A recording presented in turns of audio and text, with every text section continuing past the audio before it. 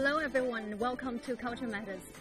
Sending a child away for study and along with the parent joining with them is now becoming more and more popular here in China, with a lot of moms giving up their life and career just to accompany their children studying abroad. So today we'll focus on that special group of moms abroad to discover more. So first of all, let's welcome Samuel and Christy. Welcome Samuel and Christy. Hello, nice to meet you. Please be seated. Samuel Fu was born in San Diego. At age 5, his family moved to Shanghai, where he studied at Shanghai American School. He then moved back to San Diego, where he studied at a leading private school. Christy Young is a senior design strategist. Her work has won several prizes, including the International Design Excellence Award and the Spark International Design Award. She is a mother of 3. Samuel, I know that you went studying abroad when you were like 15 years old. So who made the decision? My parents and I made the decision together. So at the time when you were only 15, you had a strong mind of going to abroad to study? At the time, I was studying at Shanghai American School in Shanghai. It's an international school. And a lot of my friends were going out to boarding schools in the United States, private schools in the United States, public schools in California. So I did some research, and I also thought that it would benefit me culturally and academically if I go to the United States for high school. So my parents and I talked about it, and we thought that it could be a great idea. And your mom went to America with you. For how long? For 2 years now. Will you agree with that decision that you have to have your mom to be with you? It'd be nice if I could have parents accompany me. And Christy, what's your story? It's actually your mom accompanied you and your younger brothers, 2 younger brothers, to study abroad. So my situation is a little bit different from Samuel's. My family immigrated to U.S. when I was 16 to go to 10th grade. And I have 2 younger brothers. The youngest one at the time was 7 years old. And we kind of went there cold turkey because we applied for this process to be approved to move over to U.S. Maybe 10 years we waited. So my mom didn't know when it would happen. So we went to public school in Taiwan, and we were just going our normal life. And then one day we just got this announcement like, oh, your family got approved to move to U.S. And it was more of my parents' decision to move us. So we went there a little bit like in shock. We went through more of a cultural shock. But during that 10 years, it's like you've been preparing for a very long time, but you don't know when. The 3 kids, we didn't know. Okay, so parents already made the decision. They knew that at some point of time, you're all going to go living and study abroad. Right. But you and your younger brothers had no idea. Right, because I think my mom didn't want to set anything up that she wasn't sure of, so she didn't tell us more in detail. She did ask us to pay attention to learning English, so we had like emergency English capability when we went, but that was it. Yeah. Emergency English capability, I love that word. So for you two, I think you both went to another country at the other side of the earth to adapt yourself into a totally different environment. Yes. When you first arrived in the States, what was it like? Were you able to speak with your classmates? Were you able to, just adapt yourself immediately to a new environment? Since I was studying already in an international school in Shanghai, I adapted pretty quickly to San Diego. There wasn't too much cultural shock or anything like that. Yeah, because as you said, the situation is quite different. I mean, for international school, it's the same thing, right? It's like you knew one day, eventually you'll go to America or UK or other countries to study. So you've been preparing yourself along the way. And also in Shanghai, in a school like an international school, it's pretty similar. With studying abroad, with classmates speaking English, with your teachers speaking English.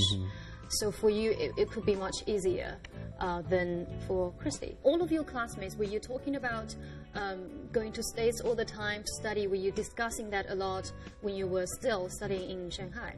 I think most people in Shanghai American school, that school I went to, want to go to U.S. for college. For high school, only some wanted to. For me, the changes came quicker. And for Christy, what was it like when you first arrived in that strange world? It was very vivid memory for me still till today, so I guess it was a really big cultural shock. I remember the first 3 months, I didn't say any word other than yes or no. Oh. Because I was just so uncomfortable in that setting. And at the same time, I was forced to take buses to school. And I remember feeling really frightened about it. What if I got lost and all of that? I remember after 3 months, I started to feel a little bit more comfortable. And then I had a history teacher.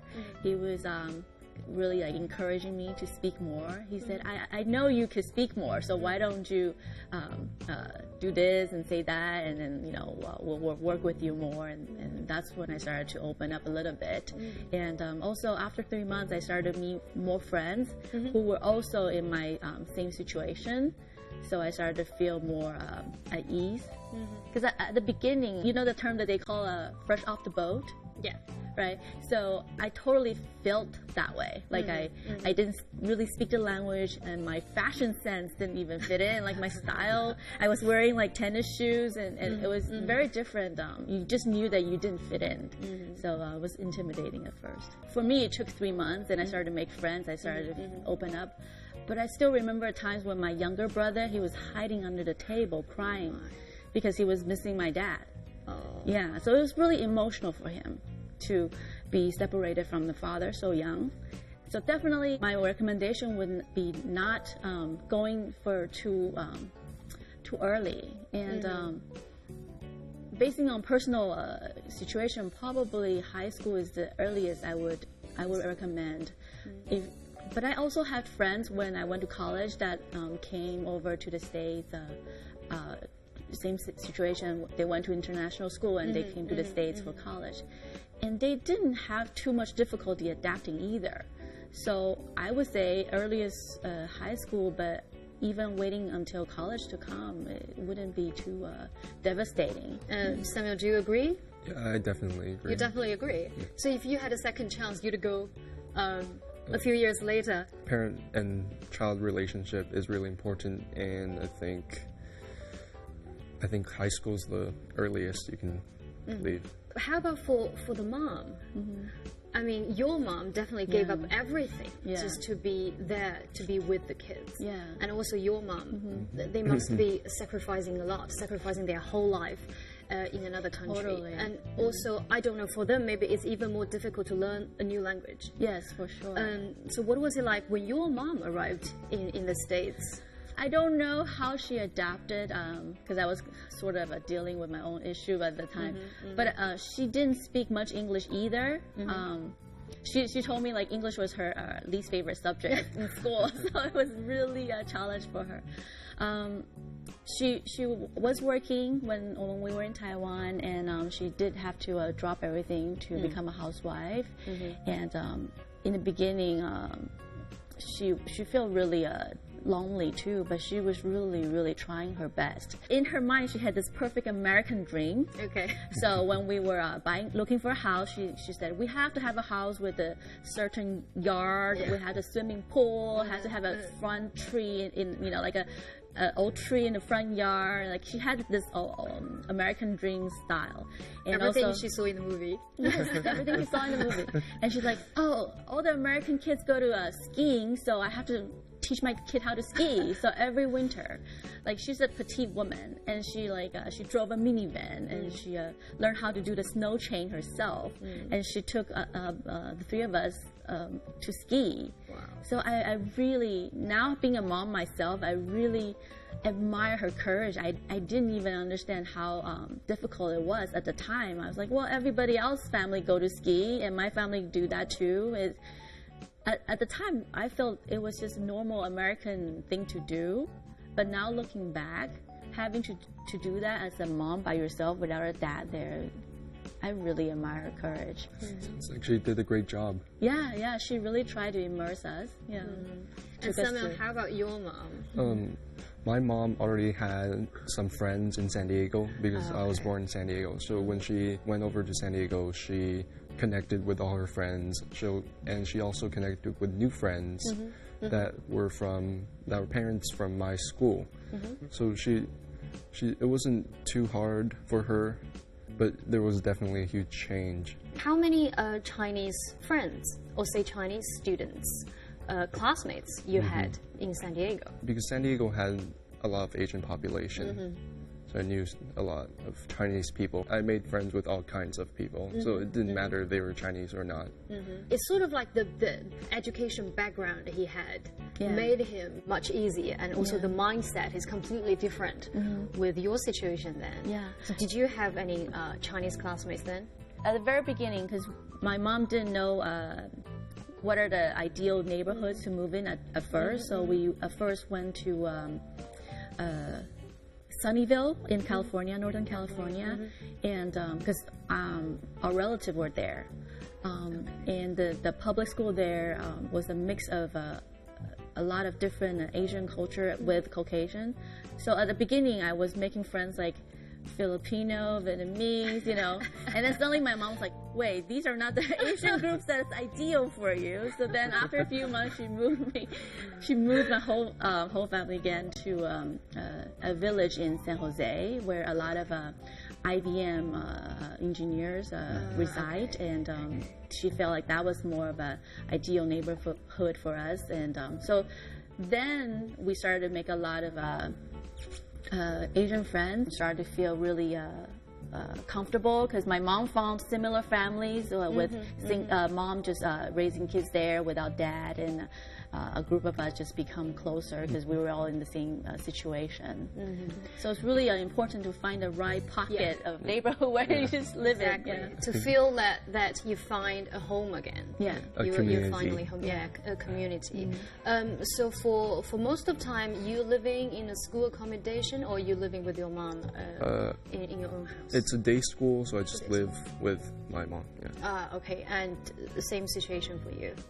I went to a public school, so we get off school like early and we go home. There's no. Do you think that that helps you a lot as well to go to a day school so that you have time to spend with your mother? I think so, and also because the three of us, the siblings, get to spend more time together too. And regardless of the age group stretch, I think we still kind of need that support from each other. So going home to the siblings and the parents definitely helpful. So your youngest brother was 7 at the time, and how about the other brother? 13. 13. Oh, okay. Middle school. His story is similar to mine, but he's also less talkative, so I don't really know how much emotional challenge went through for him.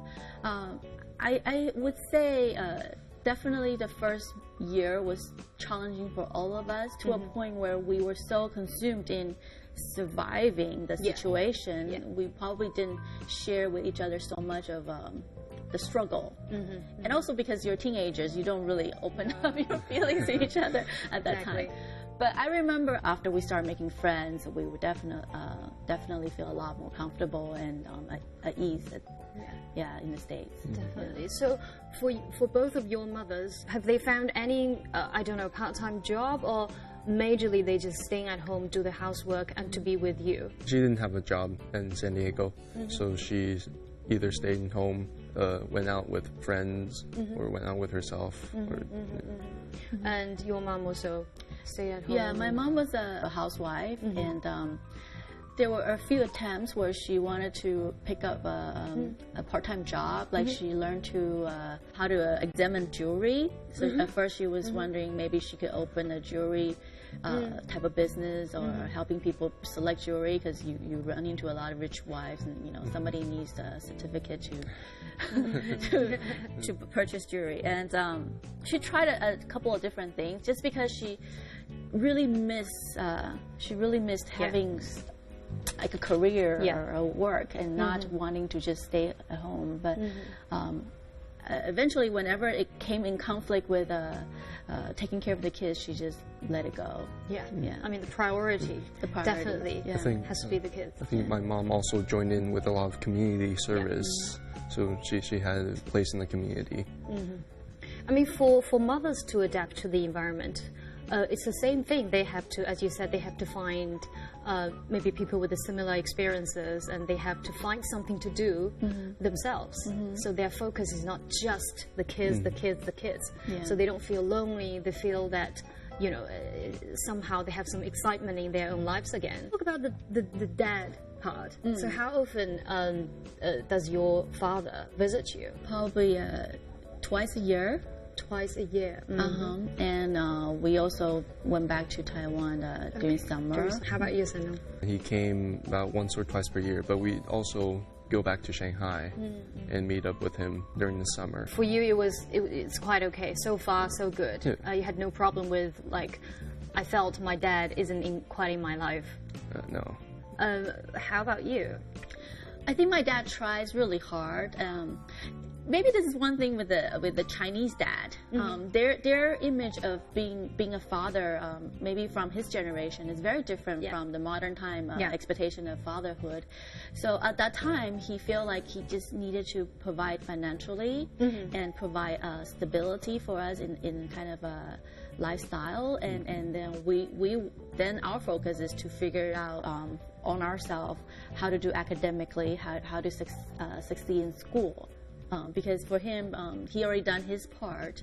And I know my dad loves us dearly still. Like I had ever had doubt about that. It's just the way of showing fatherly love is different, and so at the time, he didn't understand that we needed him more.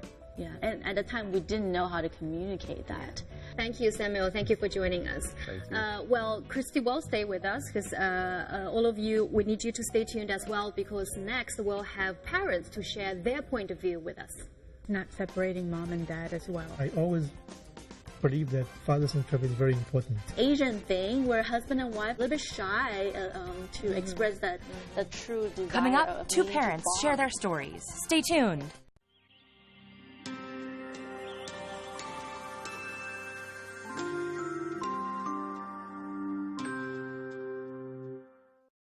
Check out these upcoming World War II themed blockbusters. 7-time Academy Award winner, The Bridge on the River Kwai. Across the Pacific, starring Humphrey Bogart. All right, Doc? Yes.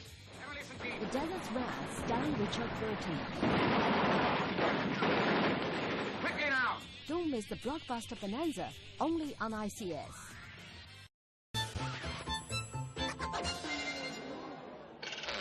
全新麦等轩系列富含多种维生素，我自有我的魅力。Go 状态，高姿态，全新麦等轩系列，历史亲历呈现。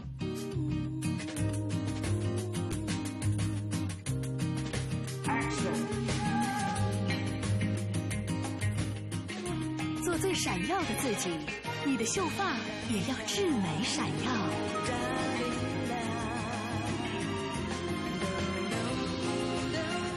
闪耀秀发，燃动你心。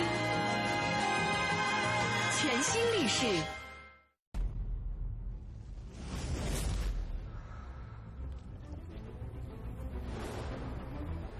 全新厚享铁盘披萨，魔幻来袭，3大系列各具特色，网络订餐免外送费。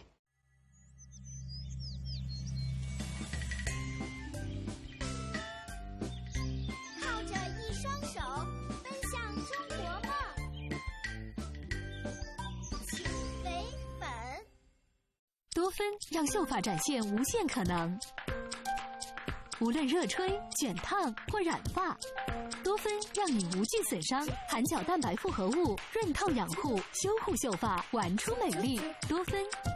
肯德基全新早餐帕尼尼系列，灵感源自意大利，优质小麦面包，松软有韧劲，搭配煎蛋、培根，独特热压工艺。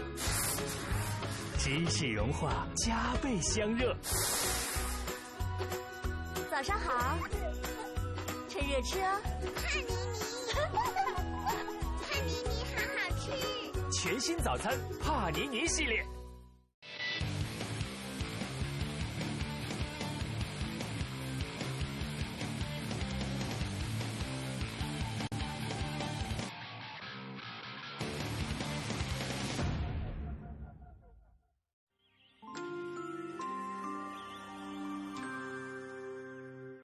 Take a look at these photos. Is professional equipment needed to capture images like these? The answer is no. These pictures were taken on cell phones. I'm not recommending anyone do this because it can be a bit dangerous, but we would. How has mobile photography influenced the world? How does photo sharing on social networks change our lives? But I don't know whether China is ready for paying for the content, paying for really high quality content. Because in the US or in Western countries. Join the discussion on Culture Matters, same time next week.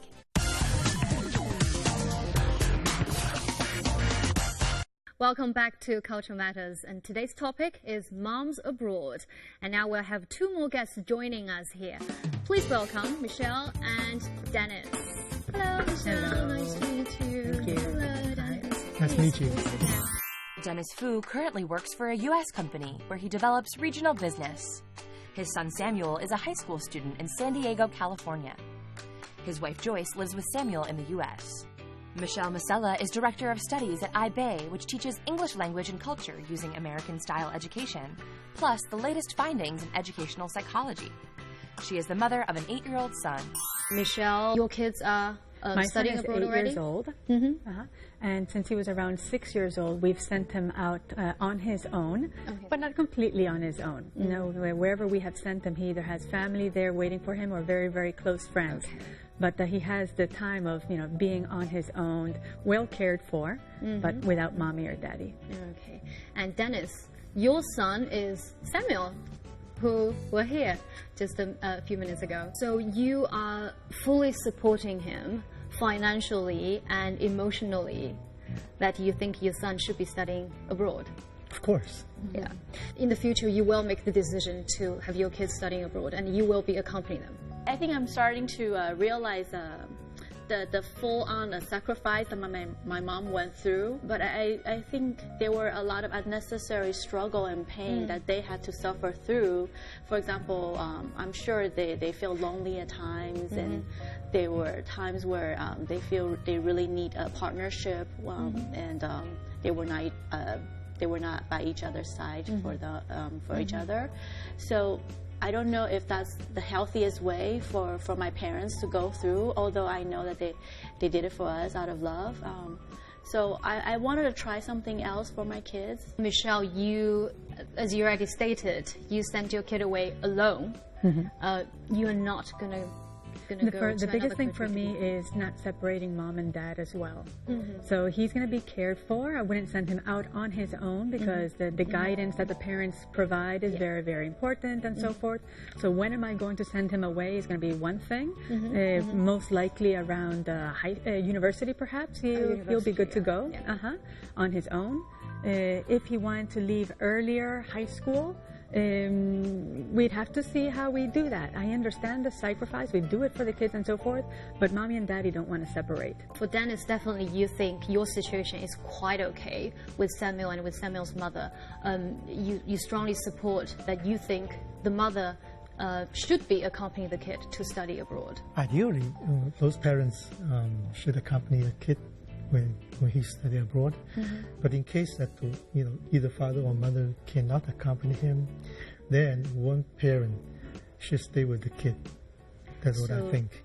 How about the age? Do you think, because Samuel is like, 15 when he went away? Yeah, this is a very good question.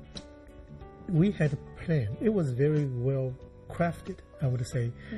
Samuel was born in San Diego, and when he was 3, we took him back to China. And of course, for the job reason, but another reason I took him back to China was try to help him to establish his identity. When I was living in the U.S., I saw that so many American-born Chinese or Asians, they sort of like, I wouldn't say everyone, but lots of people they got a little bit confused. They tried to find their identity. I decided to take Samuel back to China when he was 3 to establish his identity. But we planned to take him back to the U.S. in his college years, not in high school. Then, things changed. We were discussing with friends what is the best age. They said, well, if your kid go to U.S. suddenly from high school in China and to a college in the U.S., number one, he couldn't probably get into a good college because you miss so much stuff. And number two, it will be tough to get adapted to the U.S. life in college. So they said the best age probably would be high school or the later part of middle school. And I totally agree. Now, looking back to the decision we made, I cannot agree more. But before Samuel went back to San Diego, he was studying in an international school. He was in local kindergarten as well as local school, Chinese mixed with local kid until 4th grade. He finished the 4th grade in local school. The reason was we believed that, I could be wrong, international schools, the Chinese language level is not as good as local schools.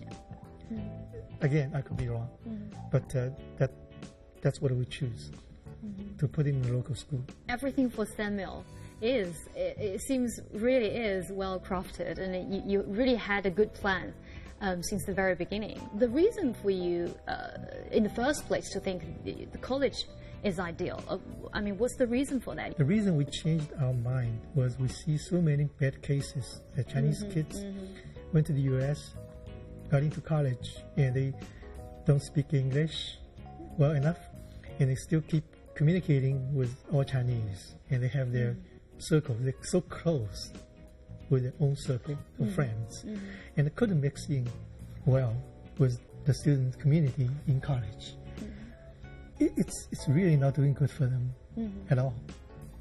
So you think maybe going to abroad a little bit earlier than that, a little bit younger than that, you think that's the right idea now for you? It worked out quite okay for you, right? Yes, but just as Christy pointed out, it shouldn't be too young.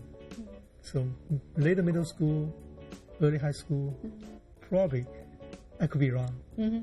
I believe that's the age. So we all agree that the choice of schools is very important for the final decision. So Michelle, after Daniel said that maybe send the kids a little bit younger than the college age, maybe that's more ideal. What do you think? It's such a complex issue. The important thing here is we're all making really difficult decisions for the future of our kids, and we're just trying to do the best in order for what?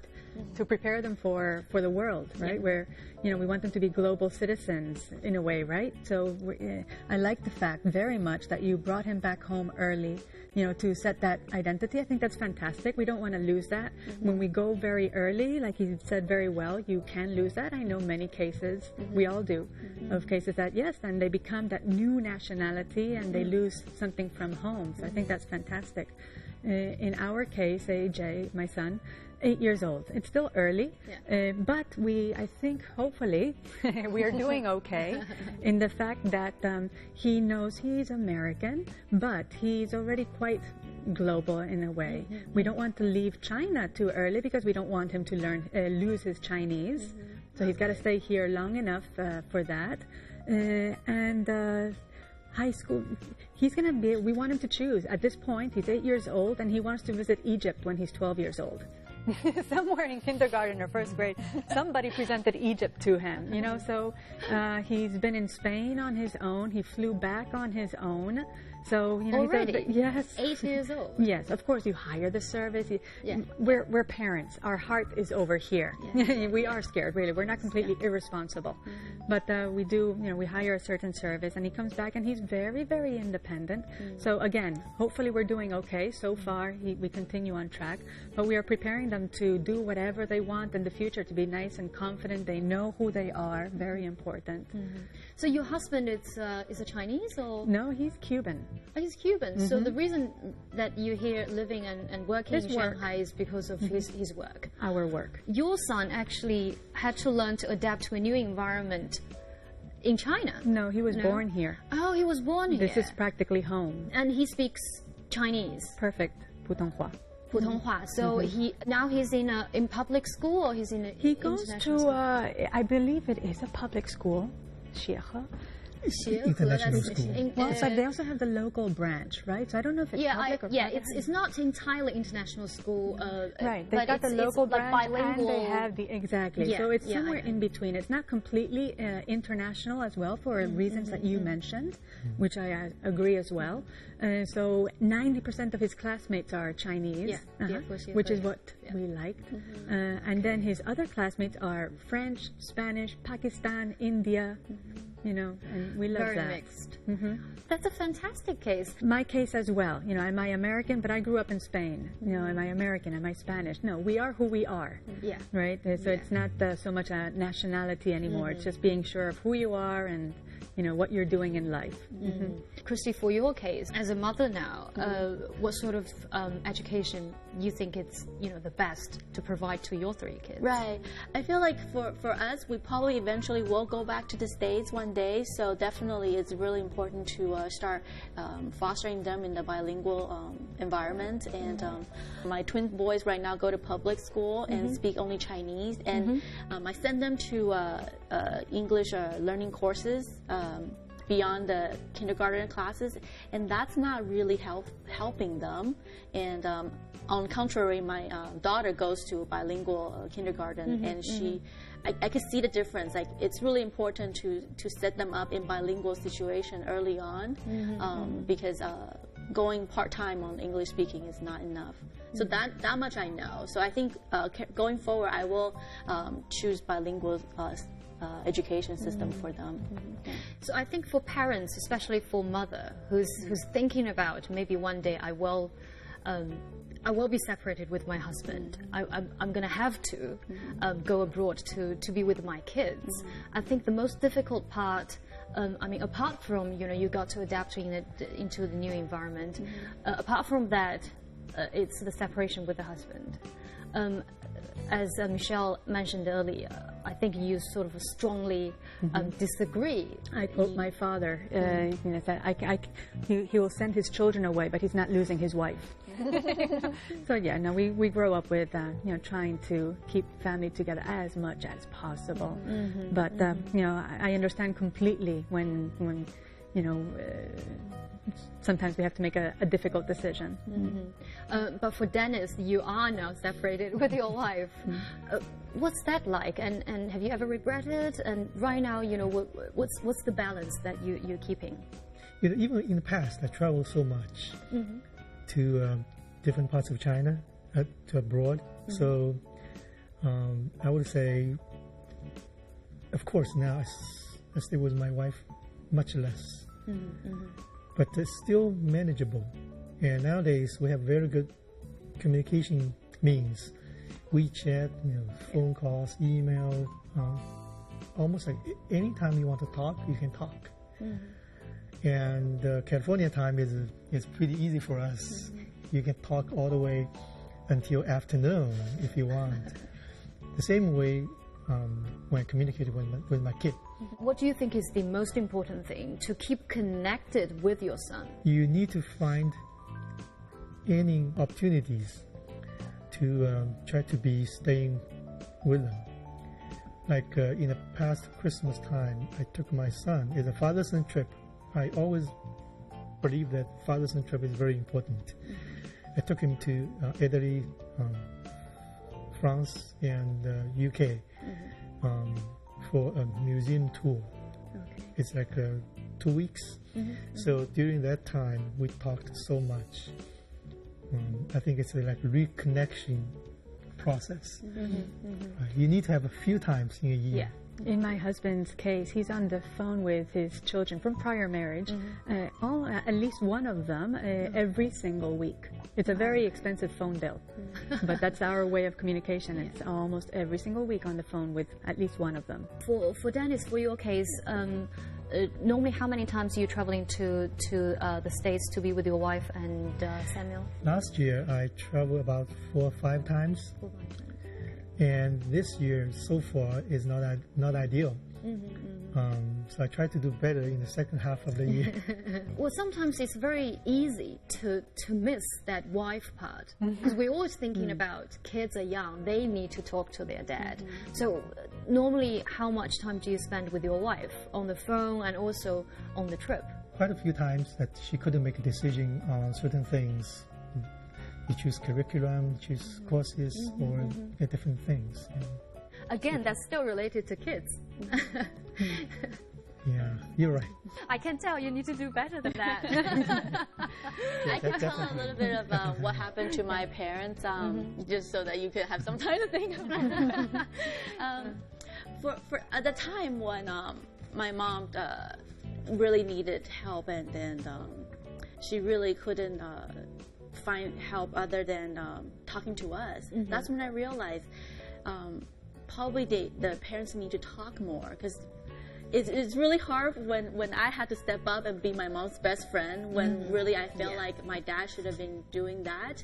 But again, it's maybe an Asian thing where husband and wife are a little bit shy to express the true desire of needing to bond. And my parents took 2 years of almost getting divorced to really reconcile the differences, because my younger brother was so young, so my mom had to stay longer, a lot longer than other family. Like Samuel's family only had to be apart for 4 years, but my mom had to wait for 10 years. 10 years. Yeah, 10 years away from my dad. So it took them, a good 2 years to reestablish that connection, and it was really tough. It was a lot of time of, I got used to doing things this way. I got used to not having to check in with you all the time and letting you know what I'm thinking and all of that. Thank you, Dennis and Christy. Michelle, you'll be staying with us for the next part.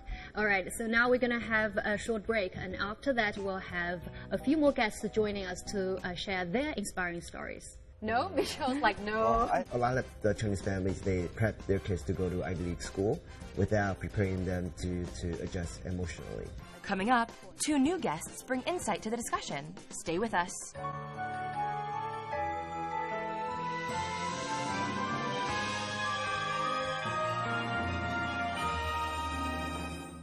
Here's where the latest and most pressing issues are put under the spotlight. Policies are debated. Voices are heard. Here's where we take you to the story and the people. Here is where you'll get a different take on business news and the news behind the numbers. Here's where you get a glimpse into the future. Where the newest innovations meet tomorrow's challenges and opportunities. This is where the brightest minds and biggest names share their insights. And when it's time for break, we can tell you where to do that too. Shanghai Live. Shanghai Live. Shanghai Live. Shanghai Live. Shanghai Live is where the world comes home to you.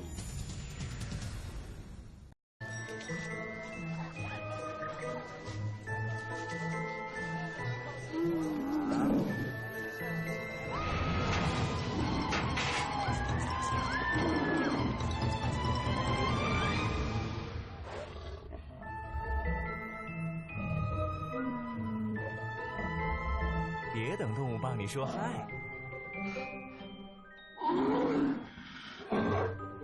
绿箭，你我清新开始。他们对待墙壁也这么温柔，用的是打磨跑车的工具，真的很专业。早知道涂刷这么简单，就不用忍那么多年啦。不用我们大扫除。立邦刷新服务，不用你动手，400-821-5757。我饿了。不在状态，神丢了。还好有脉动，脉动富含维生素群，让你随时脉动回来。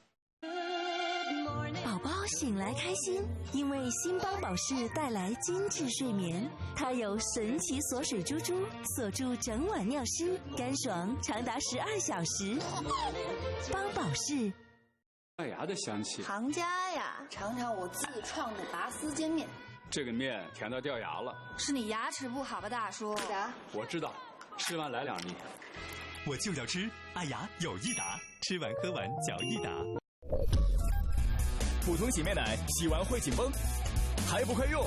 全网销量爆款，妮维雅男士控油不紧绷，含墨角藻精华，舒润洁面，温和控油不紧绷。妮维雅男士，迈出你的第一步。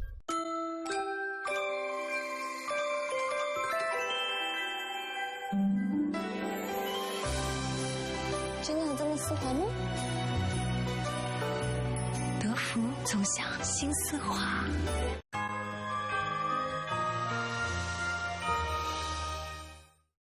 Take a look at these photos. Is professional equipment needed to capture images like these? The answer is no. These pictures were taken on cell phones. I'm not recommending anyone do this because it can be a bit dangerous, but we were... How has mobile photography influenced the world? How does photo sharing on social networks change our lives? But I don't know whether China is ready for like paying for the content, paying for really high quality content. Because in the US or in Western countries. Join the discussion on Culture Matters, same time next week.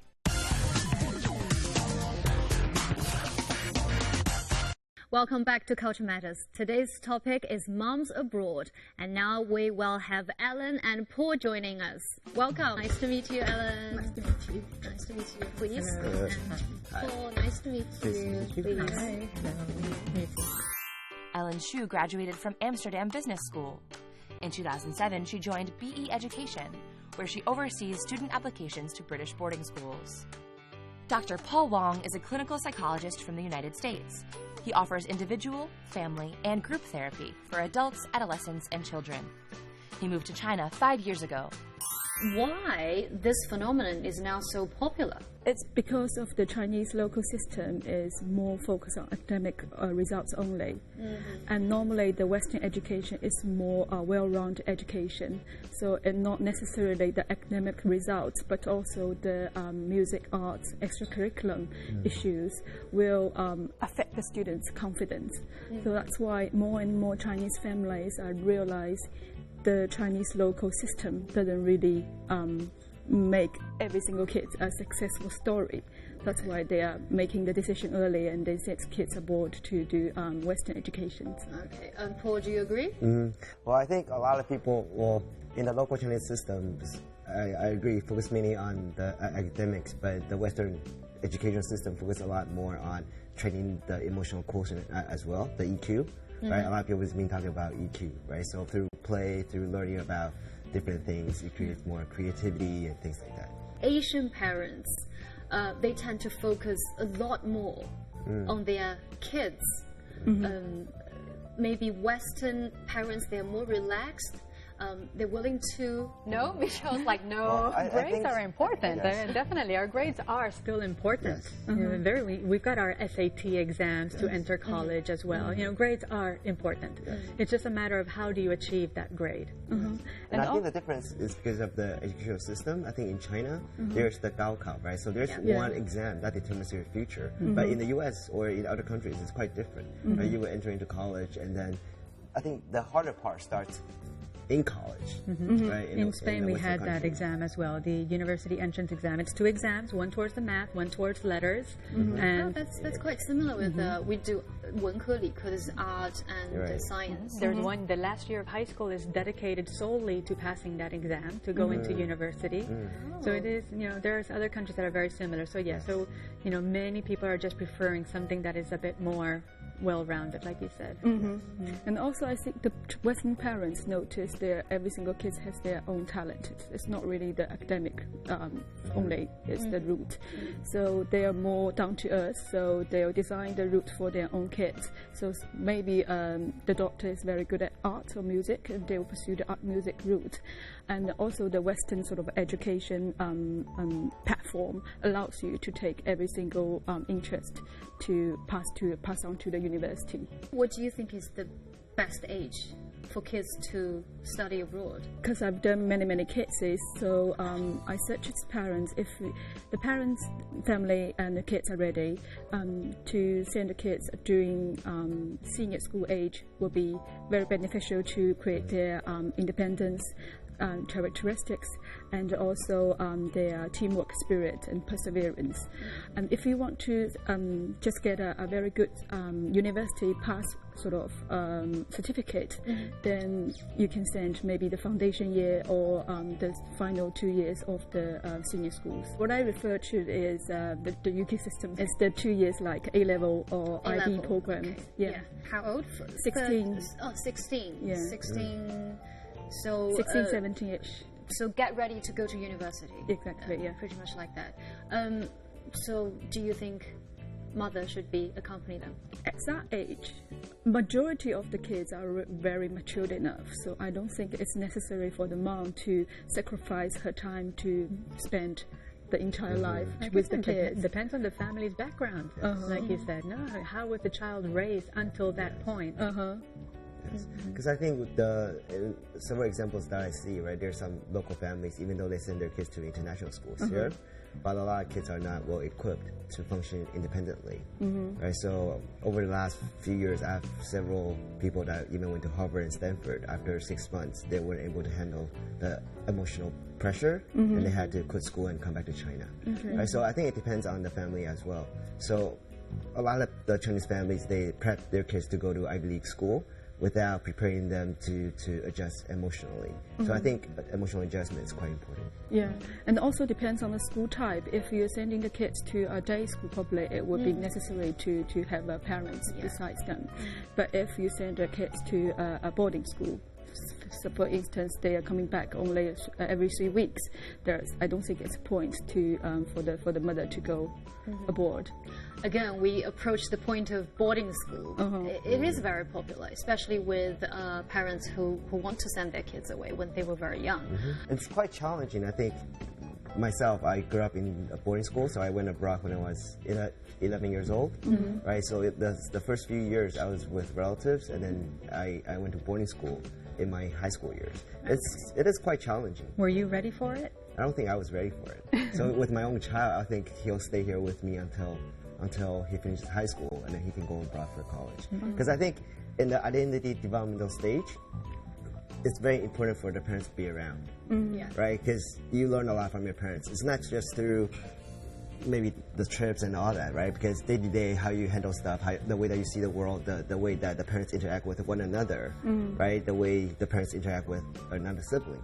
All that is very, very important in terms of the child's upbringing, right? And that sets the concept in terms of how they develop their family in the future. So if a child grows up in a family where everybody's kind of segregated, a child, it's harder for them to really know how to build relationships. Does the school actually filling every minute of your life to have loads of different activities? There's a lot of structure, right? But our school is quite strict because I went to one of the best private schools in Canada. It is very strict, filled with a lot of activities. But a lot of us feel that emotionally we're not really strong supported, even though there's a group of us. I think there's a group of us that we grew up together. So in a sense, we have a big family. But I think that's still quite different from all original families. So you seem to have turned out okay. How do you feel today? Are you thankful for the fact that she should be quite okay? She's a psychologist. Turned out okay. But the people who turn out, so there's a term for us, right? We're parachute kids. Like our parents, they flew over and then dropped us, right? So we're called the parachute kids. Among the parachute kids, there's not a lot of people that turn out okay. I think I was very lucky to have a lot of good mentors to help me through the years. Even though in my adolescent years I wasn't really okay, I was quite rebellious. Right? There's a lot of emotional stuff that I wasn't able to share with my parents, because every time when I call my parents, they would ask about how your grades and everything. So at the end, I learned to present them with really good grades, but emotionally, I was doing a lot more stuff to compensate for the lack of closeness with my family. Do you guys think maybe it's sort of easier for kids to go to America because the country itself is an immigrant country? It's a big, a mix mixture of different people from different background. But maybe for a country like UK, which is more conservative, which is more sort of like keeping everything inside, it's mainly British people, then it's more difficult for kids to adapt. When I went to Canada, because Canada, it's pretty much British system. When I went to a private school, I think among my grade, I was one of the only 2 Asians. Right, so it's quite rare, right? So even within the whole school system, the percentage of Asians, I think we're less than maybe 1%, right? So I think it was quite difficult. For the U.S., I think it depends where your parachute lands. To quote you. That's true, yeah, because for California, maybe there were lots of Asian faces. So when I I moved to Arcadia. So Arcadia High School is probably 90% Chinese. Arcadia, yeah. So the whole community, you don't feel that you're living in the U.S., you feel that you're living in China with like in Taiwan and everybody, right? So there's a lot of Chinese restaurants and there's a lot of after-school tutoring places. So when I went to Arcadia, I'm like, okay, so this isn't the U.S. that I was thinking about. This is more like Asia. Does that mean younger kids would have that problem? But if you go there when you're already 18 or 19 for university, maybe it's sort of like you'll be more open to different culture. You won't be really searching for Chinese classmates, that particular Chinese restaurant. You'll be okay. I don't think that's the case, because we see many kids who went on the university stage. They're more likely to be with the same culture friends. But instead, when you are like around 13, 14-year-old or even younger, and it's easier for them to find the local friends because they spend time together. They have the common topics to talk about. It depends on the interest and also their the duration of the time they spend together. So what we found out is more likely, like the kids in the younger age, they are very likely to find similar local friends. So who has the similar interest and topics together. However, it's the university side, it's quite difficult for them to jump into another culture. Because I think if you go abroad in the university, there's less social compared to high schools, right? Because I think while you're going through your identity development, right, you tend to have different groups, right? So it's not just culture itself, but there's people that plays basketball that are together, there's people that plays music that are together. So you can kind of develop within that social group. But when you go at a university level, your cultural identity is more set. But again, because I think in college and in graduate school, it's a lot more competitive compared to high school. So it's the opposite, right? Here, it's really hard before you go to university. There, it gets a lot harder right? Once you get into the colleges. But recently, we all know that it's the hot topic of a documentary series is the BBC education. Is it a show just to show the difference, or is it really, truly what's happening?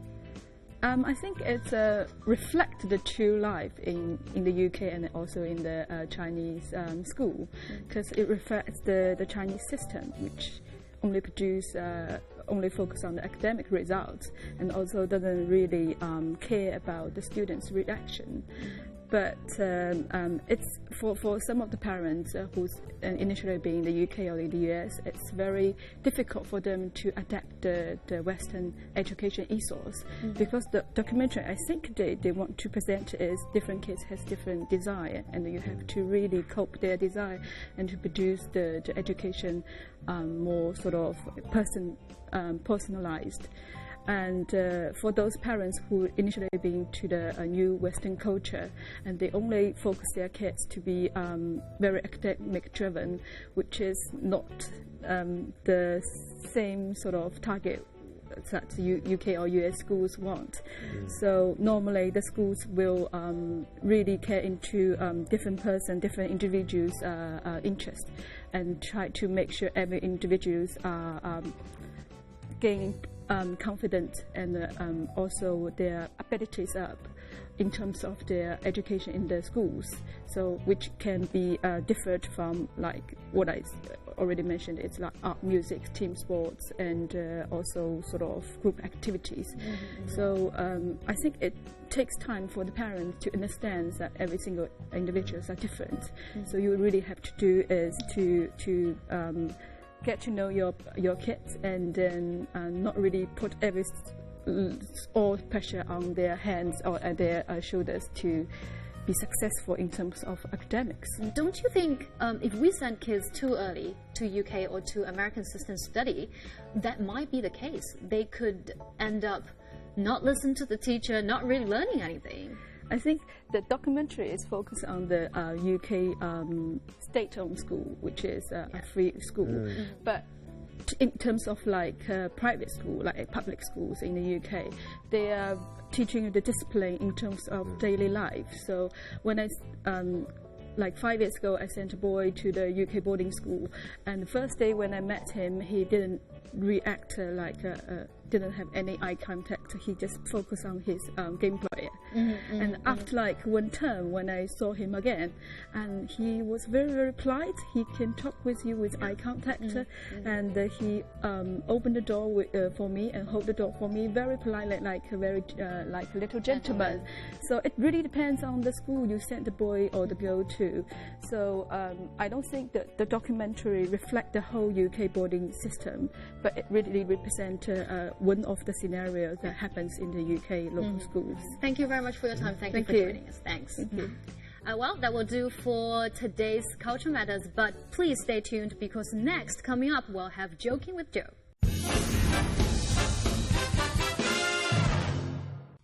Hey everybody, welcome to Joking with Joe. I'm Joe.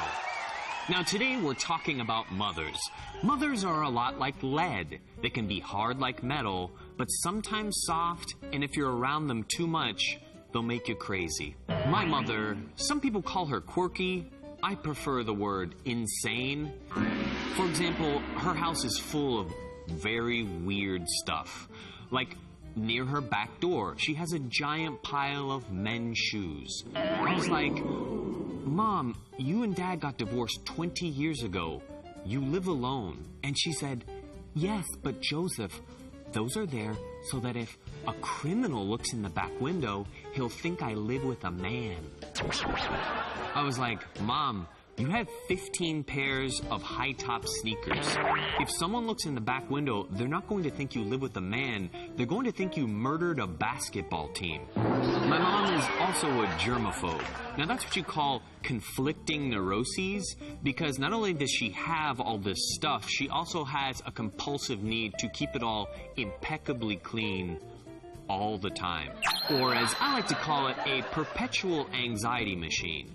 That's a lot like being a kleptomaniac and a person that has a compulsive need to tell the truth. Like, hey officer, I just wanted to let you know I just shoplifted a Taylor Swift DVD. Yeah, that's illegal. Yeah, I know I'm making your job very easy. By the way, that mustache looks ridiculous. My mom, it may seem like I'm making a lot of fun of her. She's a very sweet woman. She loves to compliment me. I'm her only son. The problem is she's an over-complimenter, right? She doesn't quite understand that if you compliment somebody too much, it loses its value. Like last time I was home, she was like, Joseph, you are so handsome. Do you know who you look just like? Ryan Gosling. I was like, Mom, I know I'm an average-looking guy, right? You're comparing me with one of the sexiest men in the world. Okay, but it didn't stop there. A week later, she was like, Joseph, do you know who else you look so much like? Tom Cruise. Then, a week after that, she was like, Joseph, I can't help but think you look so much like Ben Affleck. I was like, Mom, not only do I not look like any of these guys individually, they also don't look the same. But when I really knew my mom was full of it, was a week after that, she was like, Joseph, do you know who you look just like? Denzel Washington.